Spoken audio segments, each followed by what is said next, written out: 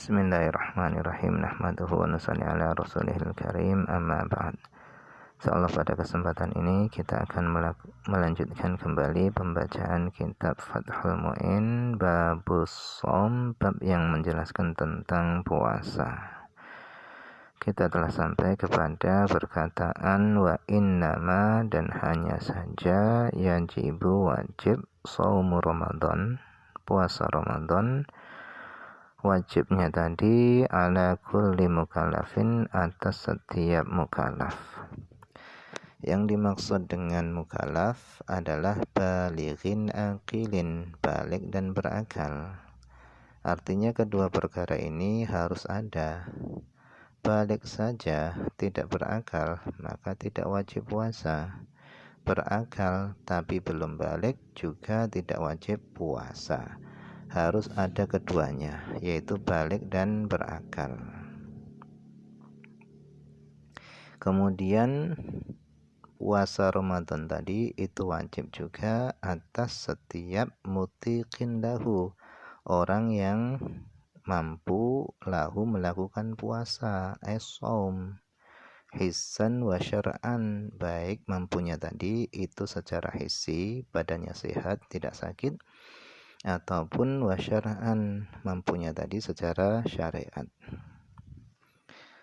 Fala yajibu, maka puasa tidak wajib, ala sobiyin, atas anak kecil, wa majnunin, dan orang gila. Jadi anak kecil dan orang gila ini enggak wajib puasa. Wala alaman, dan puasa juga tidak wajib alaman atas orang la yutiquhu, yang dia tidak mampu puasa. Likibarin, karena sudah tua, au marodin, atau karena sakit, la yurja bur'uhu, yang tidak bisa diharapkan kesembuhannya. Misalnya dia sudah tua renta, kemudian sakit-sakitan. Kalau dia melakukan puasa, dia sudah enggak mampu. Bahkan kalau dia puasa, malah bisa sakit. Wayalzamuhu, dan wajib bagi orang yang tidak mampu berpuasa tadi adalah muddun likulli yaumin, membayar satu mud likulli yaumin, untuk setiap satu harinya. Jadi bagi orang yang sudah tidak mampu lagi berpuasa karena sudah tua misalnya, atau karena sakit yang sakitnya tadi sudah enggak bisa sembuh lagi, maka ketika dia tidak puasa, wajib baginya untuk setiap harinya membayar satu mud. Jadi satu mud ini kurang lebih 6 ons bahan makanan pokok. Kalau kita di Indonesia ini ya beras.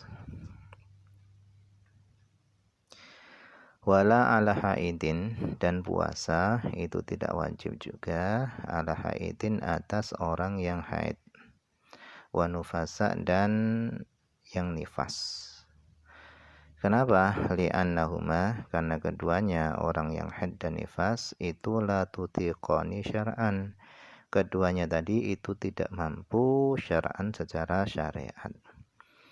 Artinya kalau secara hissi, orang yang haid dan nifas tadi itu mampu melakukan puasa.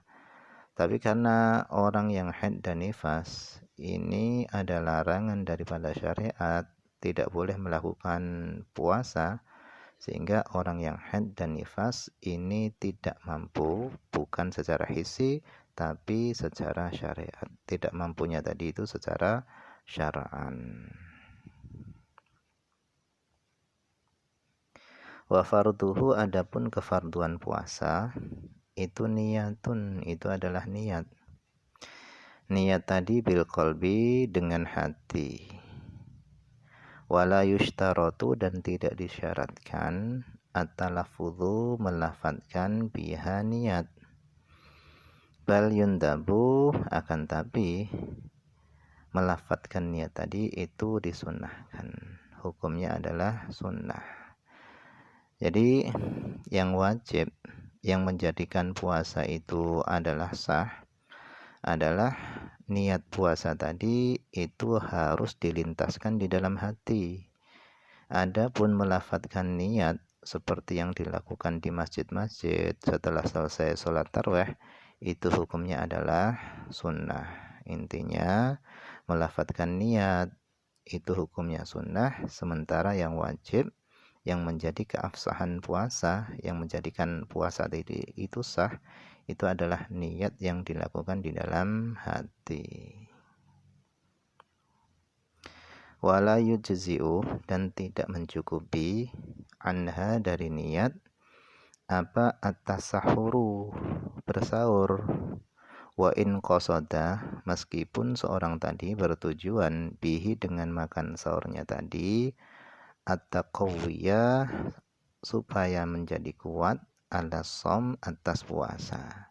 Jadi kalau ada orang yang makan sahur, meskipun tujuannya makan sahur tadi adalah untuk kuat puasa, tapi kalau dia tidak lintaskan niat puasa dalam hati, maka itu tidak mencukupi.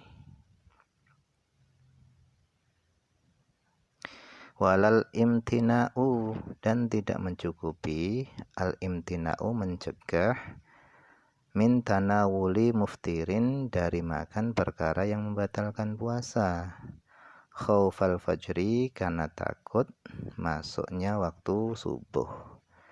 Jadi meskipun dia tidak makan sahur karena khawatir masuknya waktu subuh, mencegahnya dia tidak makan tadi, itu belum cukup daripada niat, belum dianggap niat.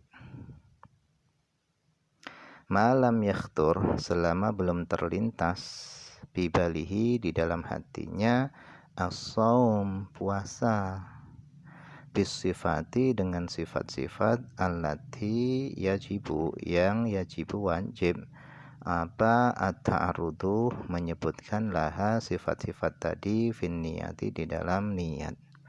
Jadi kalau dia tidak makan sahur karena khawatir masuknya waktu subuh, dan di dalam hatinya itu tidak terlintas niat puasa, maka itu belum cukup.